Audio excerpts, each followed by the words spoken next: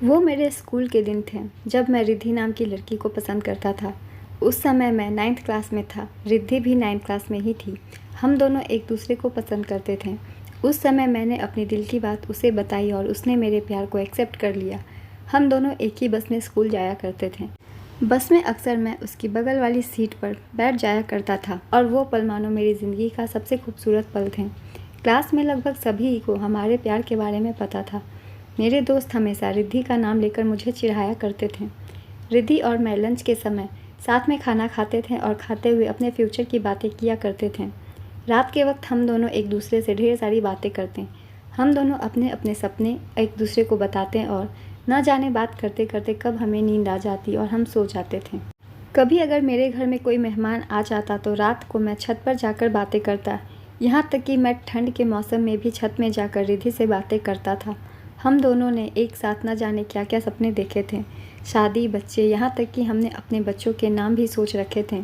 School तक तो हम दोनों की प्यार की गाड़ी काफ़ी अच्छी चल रही थी, लेकिन जैसे ही हम कॉलेज में गए तो धीरे धीरे सब कुछ बदलने लगा। कॉलेज में आने के बाद रिद्धि अब पहले जैसी नहीं रही। वो मुझे अब इग्नोर करने लगी। अब न वो पहले जैसी बातें करती और न वो मेरी तरफ देखती। मैं सोचने लगा ये रिद्धि को क्या होता जा रहा है, वो मेरे साथ ऐसा क्यों कर रही है। एक दिन रिद्धि एक फ्रेंड से मैंने पूछा, देखो ना रिद्धि अब मुझसे पहले जैसी बातें नहीं करती, वो अब मुझे इग्नोर करने लगी है। उसकी फ्रेंड ने मुझे बताया कि रिद्धि को मैंने कॉलेज में रंजीत नाम के लड़के से अक्सर बातें करते हुए देखती हूँ। शायद मुझे लगता है वो उसे पसंद करती है। उसकी फ्रेंड की बातों को सुनकर मेरे दिल की धड़कन बढ़ने लगी। मेरा दिमाग कह रहा था कि रिद्धि ऐसा कैसे कर सकती है, लेकिन दिल कह रहा था नहीं, रिद्धि ऐसा नहीं कर सकती। मेरी आंखें नम होने लगी। मैंने अपने आंसुओं को रोका, लेकिन तब भी मैं अंदर से रोने लगा। मैंने तुरंत रिद्धि को कॉल किया, लेकिन उसने मेरे कॉल का कोई जवाब नहीं दिया। अगले दिन जब मैं कॉलेज गया तो रिद्धि से मैंने पूछा, क्या तुम रंजीत को पसंद करती हो? रिद्धि ने कहा, ये तुम क्या बोल रहे हो? मैं जो पूछ रहा हूँ उसका जवाब दो। तुम रंजीत को पसंद करती हो, हाँ या ना? उसने मेरे सवालों का जवाब नहीं दिया। मुझे समझ नहीं आ रहा था मैं क्या करूँ। मैं अब काफ़ी चिड़चिड़ा हो गया था और छोटी छोटी बातों पर नाराज़ हो जाया करता था। रिद्धि अब पहले जैसी नहीं रही, वो अब बिल्कुल बदल चुकी थी। एक दिन मैंने रिद्धि को रंजीत का हाथ पकड़कर कॉलेज ग्राउंड में बातें करते हुए देखा। मैंने अपने फ़ोन से उन दोनों का फ़ोटो क्लिक कर लिया। कॉलेज ख़त्म होने के बाद मैं रिद्धि के पास गया और उससे कहा, रिद्धि 2 मिनट मुझे तुमसे कुछ बात करनी है। रिद्धि ने कहा, मैं अभी बिज़ी हूँ, तुम कल शाम पास के रेस्टोरेंट में आ जाना, हम सब वहीं क्लियर कर लेंगे।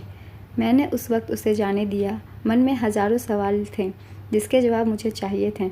मैंने एक दिन का इंतज़ार किया और शाम को रेस्टोरेंट गया। वहाँ जब पहुँचा तो मैंने देखा रंजीत भी वहाँ पहुँचा हुआ है, मगर मैं फिर भी अंदर गया क्योंकि मुझे सारे सवालों के जवाब चाहिए थे। मैंने जैसे ही डोर पुश किया, मेरे ऊपर फूलों की बरसात हुई और रिद्धि जोरदार हैप्पी बर्थडे सॉन्ग गाकर मुझे गले लगाकर बर्थडे विश किया। वहाँ रंजीत भी अपनी गर्लफ्रेंड को लेकर अंदर आया। रिद्धि ने तब सारी बातें बताईं, कैसे उसने उसके मन में जानबूझकर शक पैदा किया ताकि उसे सरप्राइज़ प्लान करने का वक्त मिले। वो मेरे जन्मदिन को यादगार बनाना चाहती थी। रिद्धि ने इस प्लान में अपने दोस्तों को भी शामिल किया था और महीनों से वो उसकी तैयारी में लगी थी और सबने उसका साथ दिया। मैंने रिद्धि से कहा, सब कुछ तो ठीक है रिद्धि, मगर मुझे छोड़ने की बात मजाक में भी मत करना, मैं तुम्हारे बिना नहीं जी सकता। रिद्धि ने कहा, सॉरी बाबा, आगे से नहीं करूँगी। दोनों ने एक दूसरे से गिला शिकवा दूर कर जन्मदिन मनाया और दोनों फिर से एक साथ कॉलेज जाने लगे और साथ समय बिताने लगे। आपको ये कहानी अच्छी लगी हो तो प्लीज़ वीडियो को लाइक कर दीजिएगा। इस तरह की और भी कहानी के लिए चैनल को ज़रूर सब्सक्राइब कर लीजिए।